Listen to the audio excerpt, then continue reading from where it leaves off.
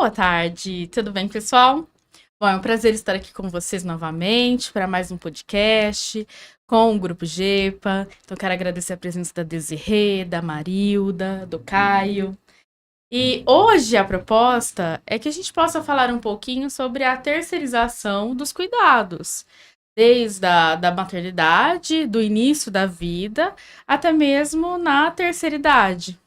E de certa forma, essa terceirização ela acaba estando ali conectada, não é? Então, muito provavelmente, aquele que terceiriza, ou seja, desloca para uma outra pessoa o cuidado de um idoso, muito provavelmente teve o seu próprio cuidado na infância também deslocado e terceirizado.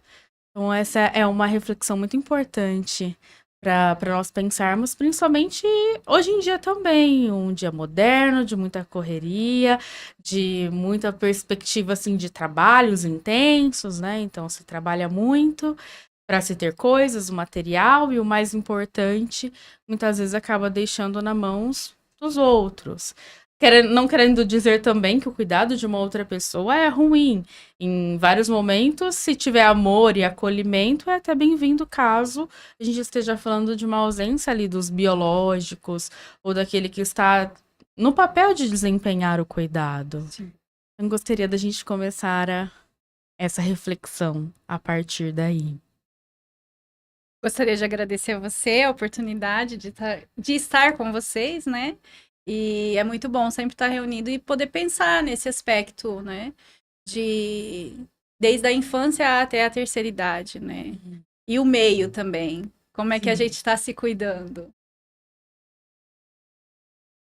Interessante pensar que o tema já proposto da infância à terceira idade, tendo em vista todos os nossos conhecimentos teóricos, nossas vivências através da nossa análise, né? Nós começamos a reconhecer questões que realmente vão ali desde a infância até a terceira idade. O sujeito que ele não teve a função materna e a função paterna bem suprida e nutrida desde a infância, naquilo que nós podemos chamar ali, o Bion traz a ideia do continente contido, o Winnicott nos traz a ideia do holding, do handling, né? A partir do momento em que a mãe está ali fazendo aquela função do handling, automaticamente o holding já começa a acontecer também, e isso dá uma vontade ao sujeito de estar ali em presente busca da realidade, e também ele consegue se nutrir melhor e para ter essas vivências dos dias de hoje que são cheias de elementos não elementos no que o Bion nos chama ali de elementos beta, né? E hoje em dia a gente vê essa função materna, essa função paterna que uma independe da outra, ali não existe a função materna sem a função paterna, também uma presença ali distribuída e certa nos seus locais ali, né? Acredito muito que isso daí hoje em dia esteja muito ligado ao que nós estamos falando aqui, ao que nós estamos propondo, dessa capacidade de expansão que se dá ali no início da vida, né? Tudo começa na função materna e na função paterna. Muito bem colocado. Desse presente, né? Acredito que a gente possa começar a falar sobre o alterotismo, que seria logo do início, então Freud vai propor isso. Quando a gente pensa ali no processo primário ainda, o bebê ele não consegue reconhecer que ele e a mãe são pessoas diferentes. Então todo o cuidado que é atrelado para ele, seja da função materna, da função paterna presente, ele acredita que ele próprio está se proporcionando aquele carinho, aquele cuidado. Então como é feito é muito importante. Porque às vezes você pode ter uma criança limpa, uma criança que está alimentada, mas de forma grosseira, na correria. Não quer dizer que isso não vai acontecer em algum momento, né? Mas a gente fala sempre de uma frequência. O que é aquilo que eu mais recebo? É mais agressividade, falta de paciência, né? Com esses primeiros cuidados que são importantes. E o carinho que esse bebê vai receber ali, o acolhimento, nós adultos vamos nos proporcionar depois. Até recentemente, na pandemia, a gente fez várias lives que usava também alguns pensamentos sobre esse autocuidado, né? O quanto a pessoa precisava se prevenir ali usando máscaras, as limpezas de higiene de locais, as mãos, os alimentos, né? Aquele que já tinha recebido essa base na infância não teve nenhum problema com isso para se adaptar. Agora, aqueles que tiveram, com certeza era muito difícil de manter a máscara, por exemplo, no lugar ideal ali, né? Não para baixo, não, enfim, de outras maneiras. E assim como outras coisas que a gente vê também hoje em dia. Então, a ausência do autoerotismo, que é esse cuidado inicial, esse início da autoestima, né? Eu vou aprendendo a me amar através do amor do outro. Um bom começo. Isso que você está falando me remete a pensar assim, o cuidado do olhar nos olhos. Estou amamentando, mas estou te vendo, né? Não importa se é no seio ou na mamadeira, mas estou te acolhendo, estou sendo o seu ambiente, o seu lugar, né, ideal para um bom desenvolvimento, crescimento, um olhar. O que seu olhar me diz? A mãe vai entender o choro da criança a partir do momento que ela é capaz de olhar para o olho da criança, não só o olho, mas tanto, né? O movimento eu acredito, todo, né? Seria algo assim. Faz muito sentido. Jéssica, e você trazendo, você a Desirê, o Caio, né? Me veio aqui um pensamento importante, né? Porque o Caio colocou, né, de forma querida aí as contribuições do Bion. Então, se nós pensarmos, né, que o pensar é pesar, nós podemos trazer também, né, essa reflexão, né? Eu tenho disponibilidade, né, para trazer uma criança ao mundo, né? Como é que está a minha vida hoje? Cabe emocionalmente, fisicamente, né, um outro ser, né, para que eu possa está aí, né, me disponibilizando para cuidar. Então, assim, o pensar é muito importante, porque muitas vezes, né, essa criança que não pôde ser cuidada também, né, vai gerar aí um prejuízo enorme, né, na vida, não só na vida infantil, mas também durante o percurso da vida e na fase também, né, do idoso. Então, assim, é importante olhar para esse pensar, né, e esse que também, né, esse modelo que você trouxe, aquele que não pôde ser, né, cuidado dentro do autoerotismo, dificilmente ele vai poder também ter esse cuidado para com o outro. Faz muito sentido. Me faz pensar numa colocação que o professor Renato nos traz nos grupos. Eu não havia pensado nisso antes, então a partir daí fez muito sentido a descrição do amor como renúncia. Então, para eu amar, eu preciso renunciar a muitas coisas. Então, desde o bebê, muitas vezes você vai promover a higiene, o cuidado do bebê, e a mãe, ou às vezes o pai, vai ficando um pouquinho para depois ali. Não que isso não aconteça, mas a prioridade, né, o impecável tá ali. Até recentemente eu vi uma frasezinha que dizia do desenho infantil do Pequeno Urso, onde a comidinha do Pequeno Urso estava na temperatura ideal, mas a da mãe já estava gelada, né? Porque é isso, então você prioriza, né, o bem-estar ali, você abre mão de algumas coisas. Assim como também na terceira idade. Você precisa deixar, porque a gente está falando de pessoas jovens que estão ali abrindo mão do trabalho, de um sair, de outras demandas para cuidar, seja de um bebê, ou seja, da terceira idade também. Então, você tem restrições, você tem compromissos, e é difícil, né? Nós não estamos falando de coisa simples, porque o que parece simples, mas também não é, a gente se cuidar. Então, eu faço coisas no meu tempo, do meu jeito. Agora, você também respeitar a personalidade, seja do bebê ou seja do idoso, é uma tarefa difícil. É muito mais fácil pagar. Diretamente a questão da terceirização, né? Desde a infância até a senescência, né? Nós vemos os nossos parentes, às vezes, sendo despojados ali em locais que hoje em dia nós temos ali como casa de repouso, né? Talvez, mas para tirar o peso da palavra, talvez asilo ali, as creches também, né? Eu acredito que isso ali esteja muito ligado a uma ausência deficitária desde ali da infância, o sujeito que não teve a capacidade de ser nutrido, de ser contido ali na infância, né? Ele também não vai ter automaticamente a capacidade de conter os seus pais, que nada mais são do que os filhos do futuro, né? Que é um ciclo que vai se invertendo. Sim. A gente é cuidado pelos nossos pais para depois poder cuidar deles. Seria Esse a é o lógica. ciclo da vida, essa é a lógica. Seria a lógica. Mas hoje em dia a gente vê muitos conceitos e muitas inadequações ali voltadas no cotidiano, né? Sua frase me fez pensar no seguinte: antigamente se tinha creche e se tinha asilo. Exato. Hoje em dia não se fala mais nem creche nem asilo. Hoje Sim. em dia se existe comercialização sobre, Sobre. né?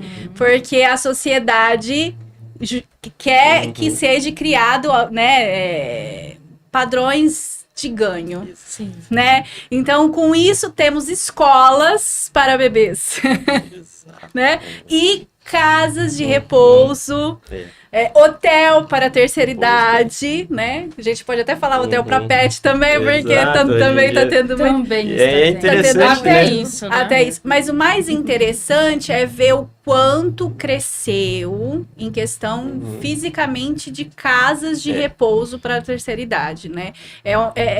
No nosso bairro aqui, dá para se perder. Muitas casas. E é muito interessante nesse aspecto, né? De você olhar e ver como que está sendo terceirizado de uma forma bem estruturada financeiramente, né? Em alguns casos não cabe exatamente, nós não estamos aqui com o intuito de julgar nenhuma escolha, nenhum uso de recurso dessas instituições, né? Porque em muitos casos, realmente, a função que vai ser exercida ali em casa não vai ser suprida o suficiente, até da maneira que está sendo suprida em alguma casa de repouso, pela ausência da capacidade do sujeito de fazer essa função. Porque tudo que a gente está conversando aqui, que a gente se propõe nessa proposta do pensar, né, dessa expansão nossa aqui do pensar, o professor Renato sempre traz muito bem, amor é uma capacidade, né, e tudo que a gente pensa aqui, a gente fala da capacidade como um antecedente da palavra, né, e essa capacidade, ela exige dedicação, mas a dedicação é diferente do esforço também, né? A gente automaticamente, ao se esforçar demais ali, nós não estamos, a gente vai até o ponto que a gente dá conta, né? A gente não consegue em alguns casos, isso também é digno de se reconhecer. Nós estamos aqui expandindo o pensamento, mas em alguns momentos essa capacidade está deficitária devido a algo que também depende de escolha, né? Assim como Existe também... escolha? Exato, não depende. Como o próprio Depende, professor né? Renato diz, né? Não existe escolha. O único pensamento que necessita de um pensador é a mentira, né? Já diria o nosso querido Bion. Então, a partir do momento em que a capacidade, o acolhimento entra na história ali, a gente tem essa configuração psíquica saudável, não existe escolha. Não. Também não existe no caso contrário, né? Porque o sujeito muitas vezes escolhe algo e passa a vida inteira tentando ali se justificar o porquê fez aquela escolha. Por quê? Por que eu fiz isso? Por que eu continuo fazendo isso? Que você não tem Porque eu escolha. não tenho a escolha que está ligada. O Caio, você Capacidade. trouxe uma ideia aí que a gente pode até pensar, né, nesse sujeito que reconhece que não é capaz, tanto para cuidar tanto da criança ou do idoso, porque Sim. fazer com raiva, né, é aquela coisa, um não é mais o desserviço, idoso, né, esse velho, né, as palavras que a gente ouve muitas vezes, né, tanto um idoso inserido numa família que não tem essa ambientação, não tem esse cuidado, então Exatamente. maltrata, e aí pode ser que esse lugar seja um lugar que tem profissionais ali que vão, né, receber e vão fazer, né, com amor. A criança é a mesma coisa, às vezes ela pode ter a sorte de encontrar um professor ali que vai ser aquele modelo, porque em casa muitas vezes não teve, e o que tem ali pode ser algo, né, realmente que não tem disponibilidade para esse cuidado. É E muito aí, importante, né, a cabe gente essa olhar. ideia, exatamente. E aí é uma ideia de que a gente acaba jogando isso ao acaso, né? Exatamente. Porque vai que tem um professor ali, que tem a sorte de ter um professor para poder acolher. É jogar muito ao acaso, né? Quando a gente não tá ali na nossa função bem exercida, né? Contar com a sorte. Contar com a sorte, né? A sorte pode acontecer, mas será que é sorte mesmo também, né? Será que não é uma ausência de responsabilização, porque da mesma maneira que quando não são supridas as nossas necessidades, vem a culpa, né? A gente tende a culpar algum fator, alguma pessoa, algum objeto, e a sorte ela pode vir, mas ela vai ser uma configuração ali para se manter o sujeito num funcionamento cristalizado, né? Então, até que ponto é bom contar com a sorte também, né? Vocês falando assim, porque é isso, contar com a sorte é muito delicado. Uhum. Né? E me faz pensar numa coisa que é importante. Em alguns momentos eu tentei expandir o pensamento, quando o Renato foi nos apresentando a ideia do Bion, do pensamento que antecede, e a gente falando sobre disponibilidade, quanto pensar nesse início, né? Então, toda ação, ela vai ter uma consequência. Muitas vezes a gente está lidando com consequências de familiares antigos, porque a coisa foi acontecendo, foi rolando e esbarra em Ladeira alguém. abaixo. Exato. Desceu ladeira Alguém da abaixo. família vai que tiver um pouco mais de estrutura, porque talvez conseguiu se nutrir em outros lugares, vai tentar pensar essas coisas. Teve a oportunidade de Tentar ter um olhar, vínculo saudável para exatamente. conseguir compreender que aquilo não era saudável. Perfeito. Né? E aí vai poder talvez olhar para isso, né? Para que a família ela não tem que ter um ganho secundário, enfim, ele não tem que me trazer um retorno financeiro de status ou de checklist, né? Então eu não tenho que ter filhos porque a sociedade me cobra ou porque é a função que veio para o mundo ou qualquer coisa do tipo. Precisa pensar na disponibilidade, porque essa disponibilidade inicial da chegada da criança, ou seja, eu estou aberto a abrir mão de muitas coisas que eu nem sei quais são, porque a gente também vai descobrindo no percurso, porque essa abertura vai proporcionar o cuidado no futuro também.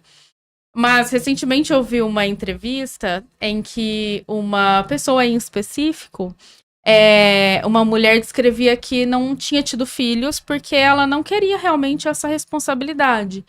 Mas que quando ela chegou na vida adulta, ela se arrependeu, porque agora ela não tem ninguém para cuidar dela. E aí, olha que forte, olha. né? Então, assim, em nenhum momento nunca houve disponibilidade para o filho, porque também não é uma cobrança o filho ter que Eu cuidar. vi algo assim, mas foi até um pouco mais forte, que ela disse assim, eu e minha irmã juntas cuidamos dos meus pais e agora eu tenho a consciência que eu não tenho filhos para cuidar de mim. Perfeito. É isso mesmo. É justamente essa entrevista. É muito chocante. É de uma atriz, né, que Sim. se dedicou, né? A Cláudia Lopes perguntou qual medida a terceirização dos dados pode incluir o amor. Com certeza. Eu li Obrigada, 10 Cláudia. vezes e Quem não gostaria consegui. de contribuir? Em qual medida a terceirização dos cuidados pode incorrer na terceirização do amor? Total. Total Mas, medida, assim,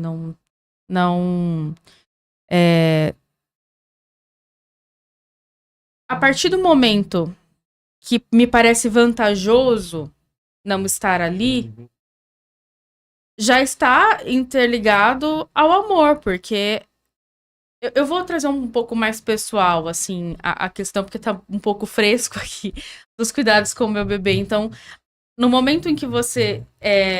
hoje eu me reconheço tentando viver, né, me dedicando ali a nutrir a função materna, e é bem desgastante, é doloroso você abrir mão de muitas coisas que notoriamente traria alguns prazeres, né? Se anular. Só que quando você está aberto a isso, vem também um instinto de proteção, que eu acredito que seja esse o desenvolvimento do amor, de que é difícil você, muitas vezes, confiar que aquela pessoa vai cuidar como você cuidaria.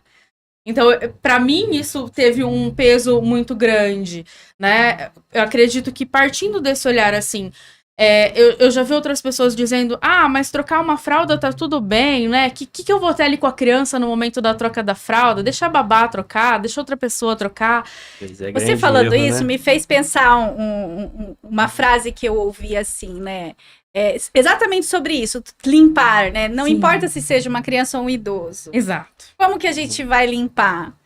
Se é uma pessoa que eu não conheço, como que eu limparia? E se fosse o meu filho ou a minha mãe, como que eu limparia?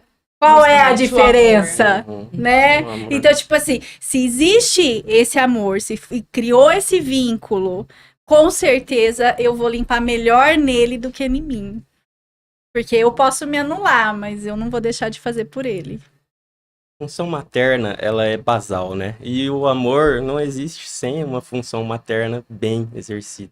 Eu acho que aí a gente já consegue ligar isso aí de uma maneira muito nutridora, né? Óbvio que sempre reintegrando aqui a função paterna também como totalmente ali interligada uma da outra, é um vínculo, mas a função materna, ela é base. Se não tiver a função materna, não tem como a gente falar de um amor sincero no maior sentido da palavra mesmo. Amor é dedicação, amor é sacrifício, né? O sacrifício, o ofício sagrado, né? Então a gente tem essa ligação direta aí com a função materna basal para que o sujeito ele começa a ter uma capacidade de estar de bem integrado consigo mesmo através de um olhar reconhecedor da mãe. Aí a criança nasce, né?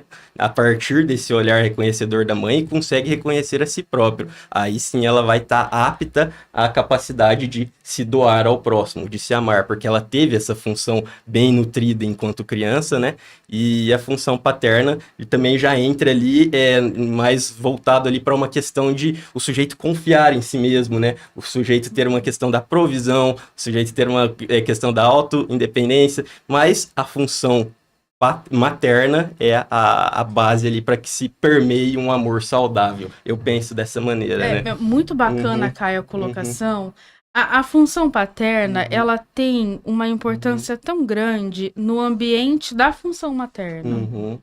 Porque a partir do momento que você se sente sozinha na função materna, você vai entrar em modo de fuga, em modo de perigo.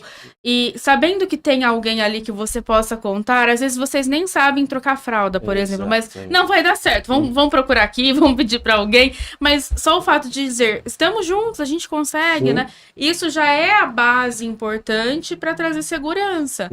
Assim como quando você começa a olhar, por exemplo, no cuidado da terceira idade, o cuidado dos nossos pais. Nós estamos falando, é difícil, você passa por processos de luto, você vê a pessoa que cuidava de você e agora é você quem tem que cuidar. Então, é um processo diário de ver algumas funções se transformando, né, habilidades que já vão deixando de existir, então isso também vai sendo doloroso. E nesse processo, você também contar com a companhia do teu companheiro, da tua companheira, isso também transforma totalmente, porque também é um mundo novo. Tem muita dor. Na parte de cuidado da terceira idade, tem um lado bonito também, quem vive nessa realidade. É ver o homem tendo o lado materno, tendo o cuidado, né? Cuidado com, tipo assim, formular melhor assim, é poder perceber no homem a maternidade que nele está sendo posta agora, no sentido de cuidar, né? E na mulher também o lado oposto, né? De estar por trás e tá, né, cuidando desse filho que tá sendo mãe, que tá sendo pai, então tem também a mulher não lado. traz só o amor, né? Não, esse pai, ele precisa ser permeado por o amor também. Porque no sentido que você também tá trazendo para nós assim, né? Como que a função paterna é fundamental. Mas é mais fundamental, porque se tiver tendo esse companheirismo, você tá preocupado em cuidar do bebê. Exato. E ele tá preocupado de cuidar de você. Então pensar, será que ela já bebeu água? Será que eu fico com o neném pra ela ir no banheiro? Então é um outro ângulo. E quando a gente tá cuidando da terceira idade, talvez os papéis pode se trocar. Sim. né, para o homem, para a mulher, Sim. e é esse lado de olhar um para o outro, se ter um companheiro, se ter a possibilidade de ter, né, um companheiro e cuidar. O cuidado da terceira idade é tão delicado porque é doloroso para a pessoa, né? Não ter mais as mesmas capacidades de fazer aquilo que fazia com tanta facilidade, ir perdendo isso. Então é um sofrimento. A gente enxerga como luto, mas aquele que está vivenciando o idoso é um sofrimento Com muito certeza. grande, né? É De inevitável. encarar isso, não. Então, e o que eu vou ser agora? Né? E é interessante como que realmente lembra a criança, porque começa a teimar, começa, com né? certeza, né? O processo de luto, ele tá presente Uhum. em todas as fases. Na verdade, no ciclo da vida, Exato. né? Esse- A gente aqui agora já tá num processo de luto de ontem. Com Sim, certeza. não é? É uma eterna transformação, né? Um dia a gente, quando pequenos, nós fazemos perguntas repetidamente, várias vezes. Mamãe, o que é isso? Mamãe, o que é aquilo? Papai, o que é isso? E aí depois essas perguntas se voltam novamente pra gente de outra maneira, né? Também repetidamente. Filho, já colocou o casaco? Ó, vai pegar celular ali, ó, vai pegar tal coisa, vai pegar... Ó, é uma demonstração de amor, né? De maneiras diferentes, mas uma... do filho para a mãe, da mãe para com o filho também, e esses papéis se invertem, porém ainda mantém ali o mesmo vínculo, o mesmo laço, o pai a mesma maneira, né? O pai que teve a capacidade ali de mostrar para o filho, e também a gente falando ali da função paterna, ela também em algum momento ele serve de base ali, né, para a esposa, para que a esposa possa ter com quem contar, isso é muito interessante. E não só isso, ele também está ali numa situação delicada, porque ele precisa ser a pessoa que vai afastar um pouco o filho da mãe numa tentativa ali de apresentar o filho para o mundo. E a mãe também, nesse sentido, tem uma função essencial, que é de apresentar o seu pai, para o seu filho, o pai que ele tem, como um cara que pode ser seguido ali também de modelo, de referência, né? Porque isso vai fazer toda a diferença nesse processo. Ó, esse é um cara legal, você pode confiar, ele é um cara bacana, ele é o seu pai.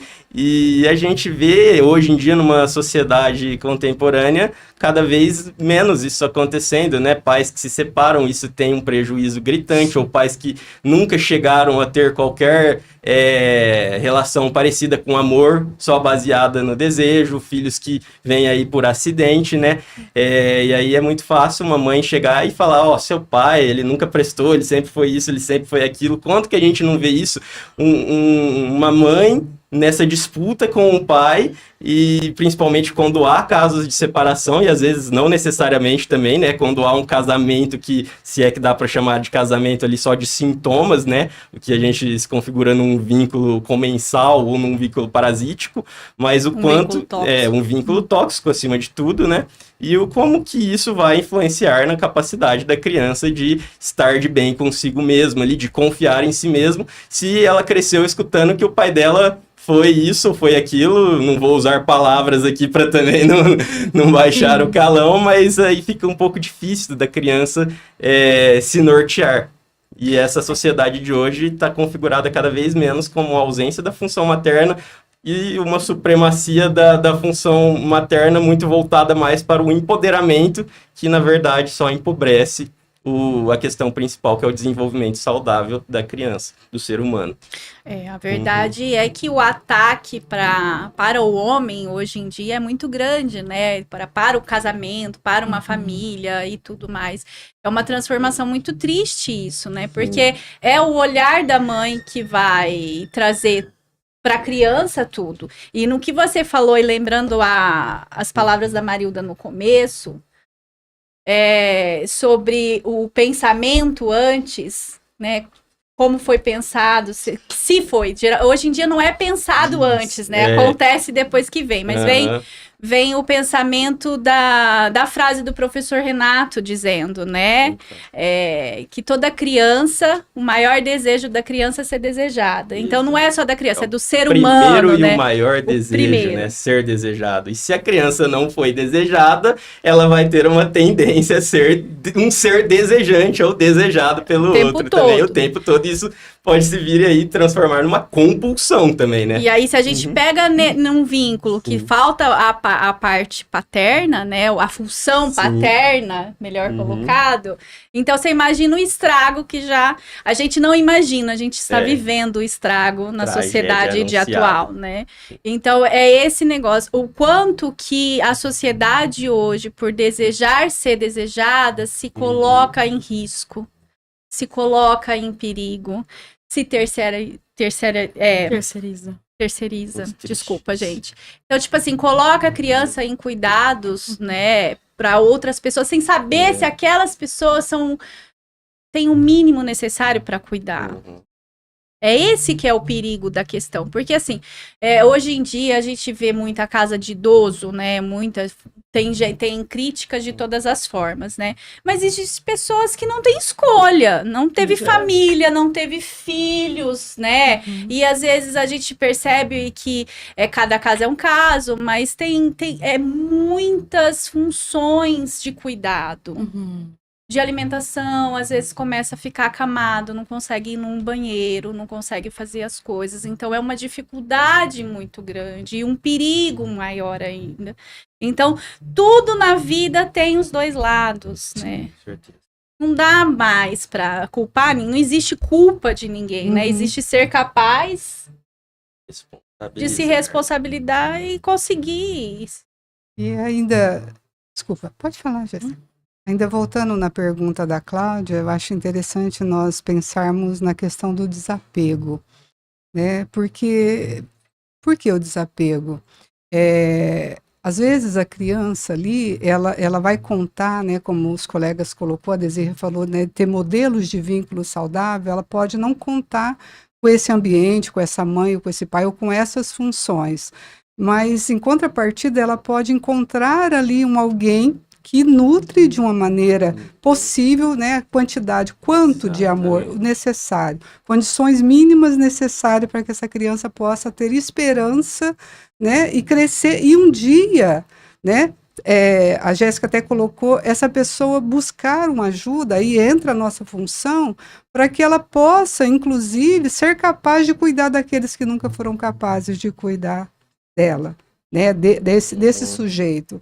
Então, nós falamos aí de alguém que busca ajuda e não fica preso em mágoas, em raiva, para não pegar, né, esses pais também, repetir a mesma história e jogar e terceirizar, né, colocar numa clínica. Então, quando a gente fala de desapego, me parece que é desapegar de sentimentos e ressentimentos, né, Muito que bem colocado. muitas vezes leva o sujeito para uma vida inteira de mágoa, né, de sentimentos que não consegue fluir na vida. Nossa, tão bem colocado, porque faz a gente pensar que, na verdade, o quantas pessoas estão passando exatamente por isso, né? Que não teve, infelizmente, uma função materna, uma função paterna, mas contou com a sorte de ter algum vínculo em algum momento da vida, né? Ou a família de um amiguinho que era um bom exemplo, um professor, alguma coisa, e poder ter esse olhar e ver que os pais não foram capazes.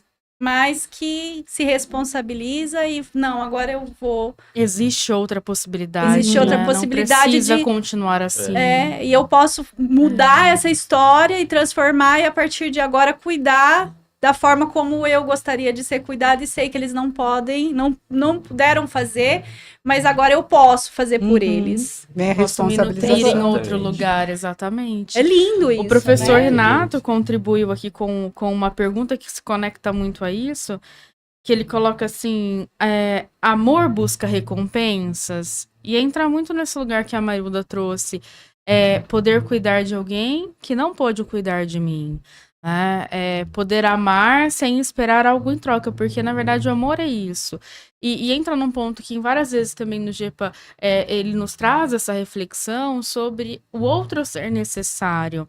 O quanto, em vários podcasts a gente já falou sobre isso, é uma coisa que é importante. O quanto hoje em dia se vende o slogan de que eu posso ser feliz sozinho, de que o outro é desnecessário, inteligência emocional, para que você não fique mais dependente de outra pessoa, ou enfim, vão confundindo algumas coisas, né? Vão distorcendo. Porque o outro é necessário, é o que nós estamos falando aqui. Para a mãe existir, a função materna, a função paterna precisa existir, para o bebê existir, já dizia o Winnicott, né? O bebê não existe, o que você encontra cuidado que a mãe e o pai se dedicam ali às funções, assim como a partir daí eu posso não ter filhos, mas eu posso ter a habilidade de cuidado, eu posso ir também às vezes, os pais podem não se tornarem idosos, né? Eles podem partir antes e você pode cuidar de um idoso porque você recebeu um cuidado, você foi nutrida em outro lugar. Ou seja, às vezes a gente vai transformar até mesmo para as profissões, para as habilidades. Né? A habilidade do cuidado, exatamente. Nós estamos aqui pensando, enquanto psicanalistas, psicoterapeutas, né? Como cuidar do pessoas. outro, exatamente. Como pessoas. Sabe o que me fez pensar com carinho agora? O quanto essa criança que agora chegou na vida dessa família vai poder transformar os avós. Né? Uma possibilidade de um vínculo que eles não puderam ter. E aí, como que falam muito como que os avós são diferentes com os netos e tal. É isso, né? Essa possibilidade de criar algo que eles não puderam ter, porque eles não tiveram. Já não tem também a responsabilidade, né?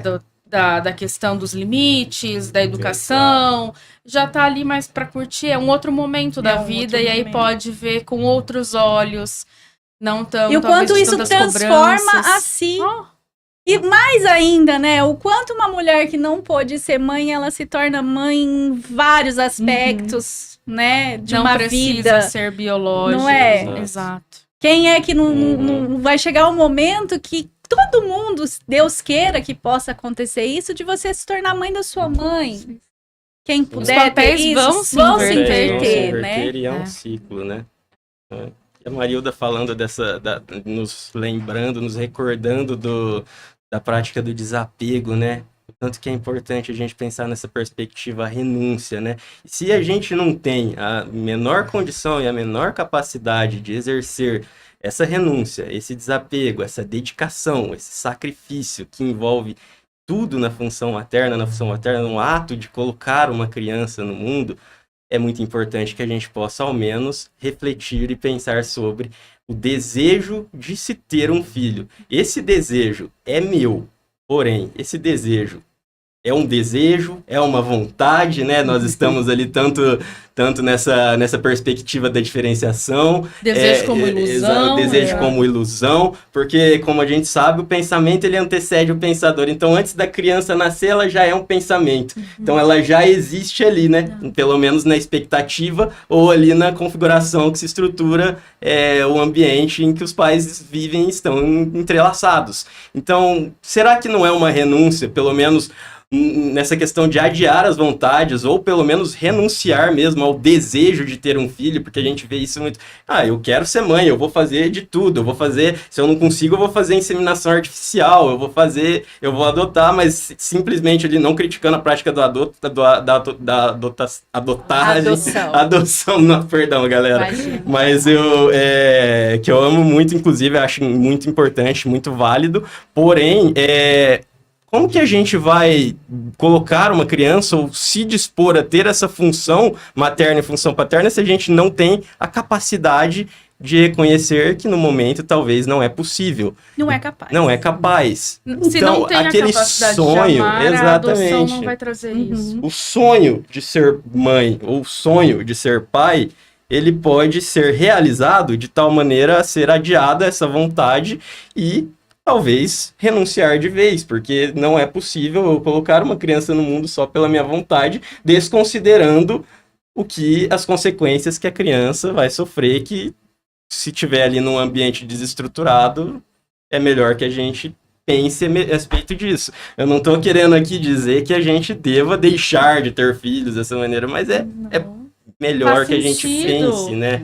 Seria melhor se as pessoas pensassem antes. Tratar, né? Mas faz sentido a colocação, Caio. Até um pouquinho no início, quando a gente começou a falar sobre a terceirização do cuidado, nós falamos de instituições para cuidar de bebês, para cuidar de idosos, o aumento disso, e hoje em dia também para cuidar de animais.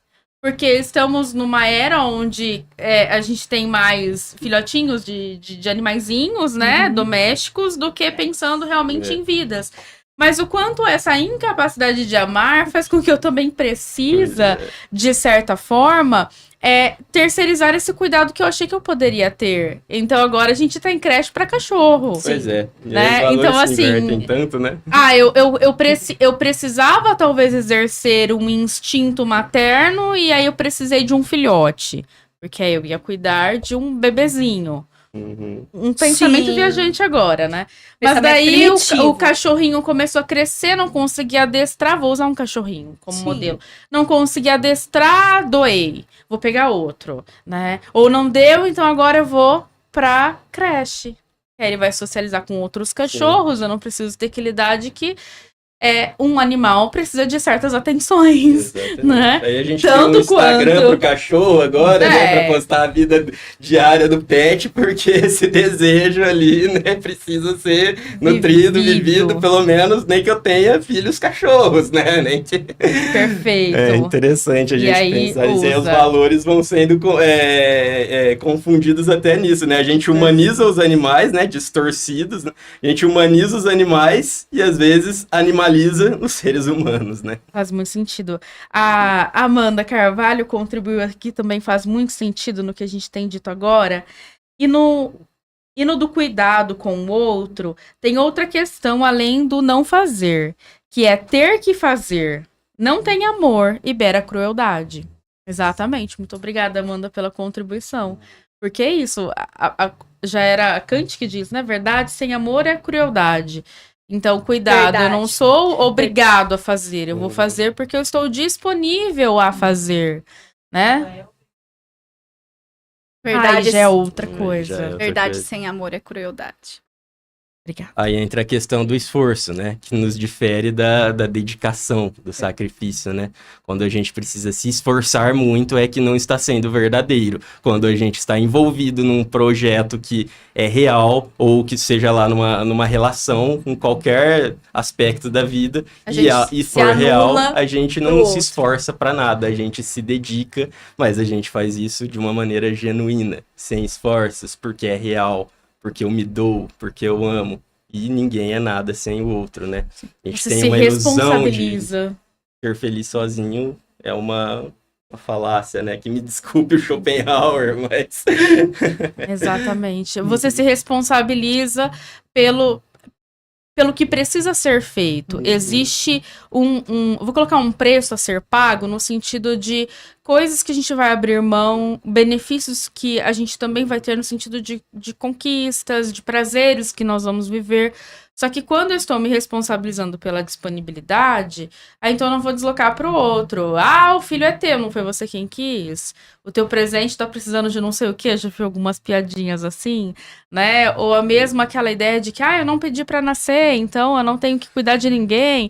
Então você vai indo para aquela mais rebeldia, né? De não se responsabilizar que eu tenho ou não disponibilidade ou a capacidade de amar.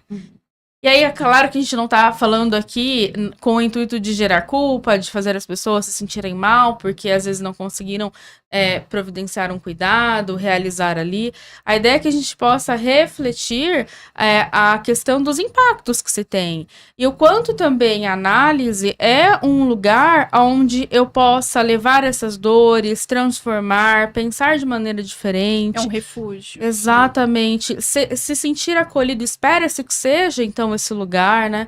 Nós estamos no GEPA tentando nutrir a ideia do acolhimento, do respeito do tempo do outro, de respeitar a dor do outro, aquilo que o outro dá conta de fazer é o suficiente. Na verdade, né? ninguém tem culpa de nada, Não, né? exatamente. Cada um fez aquilo que foi capaz e o que teve como experiência para fazer aquilo naquele momento. Então, não existe aquilo, se eu pudesse voltar atrás, faria diferente. Não, você não pode voltar atrás. Você deu o seu melhor. E você naquele pode momento. fazer diferente. Agora. Mas aí, às vezes, não é com aquela pessoa, não posso mais fazer. Mas ainda assim, eu posso fazer diferente comigo, Que é o né? Eu posso fazer diferente com as pessoas que eu convivo. Porque também é sobre isso, né? Aquela ideia de que a gente vai salvar o mundo, né? Você super conhecido Uhum. por isso não é real. Mas a gente convive com pessoas diariamente. E a troca com o outro, o respeito, vem a partir daquilo que eu faço comigo. Então, o processo de análise é uma boa oportunidade de poder olhar e se responsabilizar. Não é a única via, é uma possibilidade. Uhum. Um convite para pensar, né? Como já nos diria o Bion, uma oportunidade de expandir, né? A psicoterapia nada mais é do que um ambiente sagrado que a gente possa contemplar as experiências, que a gente possa pensar, que a gente possa refletir e sonhar acima de tudo, né? Porque às vezes a gente está obstruído de sonhar e aí na análise nós encontramos uma referência que possa sonhar conosco, possa sonhar o sonho do paciente para que aí a gente possa começar a ser protagonista do nosso próprio sonho, da nossa própria história. Portanto, nem sempre um sonho ele vai ser realizado da maneira que foi sonhado, mas da maneira que foi possível se realizar. Um sonho que se sonha só é um sonho que se sonha só, mas sonho que se sonha junto é realidade, né? Gostaria muito de trazer essa reflexão que eu tenho muito apreço.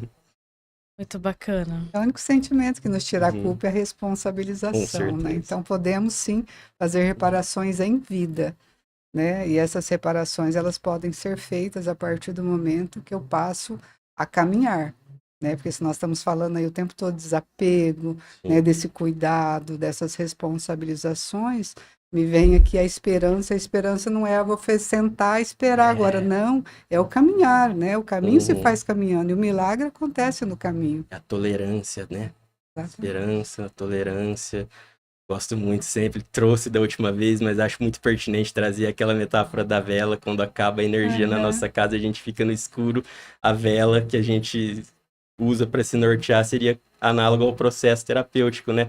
Ele nos mostra a luz, ele não nos indica o caminho, mas muitas vezes vai acontecer da gente pensar, ó, dá para ir por ali, tem aquela possibilidade ali, ó, tem uma árvore, tem um rio ali, o professor Renato já nos trouxe isso dessa maneira também, e as coisas vão começar a acontecer a partir dessa tolerância, né? Dessa capacidade de renúncia, de adiamento das vontades. Isso entra tudo nessa prática tão nobre do desapego que a gente tanto pensa junto e expande esse exercício do pensar aqui, né? É tão Muito gratificante. vasto esse assunto e tão Uhum. rico. Mas a gente já caminha para a nossa finalização. E agora eu gostaria de deixar agora para a gente iniciar um fechamento. Vocês gostariam de deixar para contribuir sobre o tema? Eu queria finalizar com um pensamento sobre, a gente começou dizendo sobre né, da infância à velhice, mas o processo disso, né? Nós aqui estamos no meio agora, né? O quanto é importante a gente também ter esse olhar, porque a gente envelhece a cada dia, a cada instante a gente já não é o mesmo de antes. O quanto é importante a gente parar, respirar, olhar, se permitir a perceber que a gente não é capaz de tudo. E tá tudo bem, né? Tem momentos que serão mais difíceis, mais tristes e tá tudo bem. Aprender a se respeitar para poder sim conseguir cuidar. Eu vi recentemente, eu achei tão incrível, fez tanto sentido para mim, né? Que o cuidar é o gesto mais profundo do amor. E não tem como dizer que não, né? É Faz muito cuidando que a sentido. gente ama, né? Então eu acho que é isso, né? Eu acho que a sociedade está muito doente, está precisando, a gente está precisando se cuidar. E através da terapia é um caminho, de diversas formas.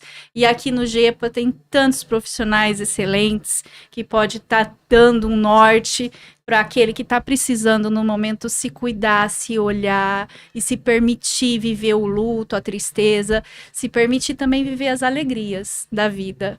Então eu agradeço a oportunidade de estar com vocês, que eu amo. Um beijo pra galera. Um prazer estar aqui.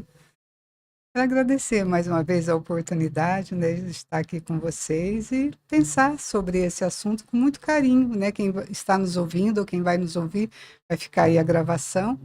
E quando nós falamos aqui de Essa terceirização não é intuito, né, de forma nenhuma de nenhum de nós, nem do GEPA, de trazer aí esse olhar, né, da pessoa, no caso, se culpar. Pelo contrário, né, se algo incomoda, eu preciso buscar ajuda. A saúde mental é muito importante para que se possa fazer reparações, buscar essa responsabilização. E é isso que nós proporcionamos, né, a todas as pessoas que nos procuram, esse ambiente de acolhimento. É isso. Obrigada a todos. Obrigado por mais essa oportunidade de estarmos juntos aqui com pessoas queridas, expandindo pensamentos, refletindo sobre questões valiosas acerca dessa vida que a gente está aqui para realmente se ajudar, para pensar junto, para, como diz a Desiele, ter a capacidade de cuidar, né? Nós lidamos ali com os nossos pacientes são sujeitos da dores, né? E nós precisamos nos compadecer dessa maneira mais genuína possível, né? Esse é o exercício constante que nós estamos sempre praticando aqui no GEPA de maneira tão intensa e tão cuidadosa, né? Muito, muito grato mesmo por estar aqui, agradeço de coração e até a próxima, acho que em breve vai ter mais, né? Com Vamos certeza. combinar mais expansões, mês que vem já tem mais, então muito obrigado, pessoal. Eu que agradeço. É sempre tempo de se sentir amado, é sempre uma nova oportunidade, nós mudamos a todo momento.